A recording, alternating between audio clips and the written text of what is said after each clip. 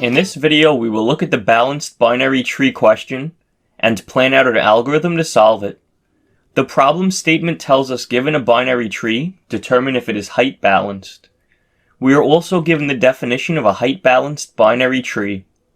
A binary tree in which the left and right subtrees of every node differ in height by no more than 1. We will need to determine the height of the subtrees, and then check that the absolute value of the right and left subtrees is less than 1.